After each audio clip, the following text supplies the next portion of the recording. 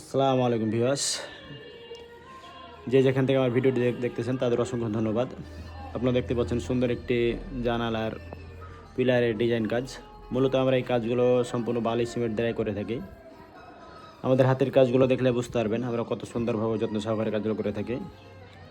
আপনাদের পছন্দের বাড়ির ডিজাইন কাজগুলো করাতে চাইলে অবশ্যই আমার স্ক্রিনে দেওয়া নাম্বারে যোগাযোগ করবেন।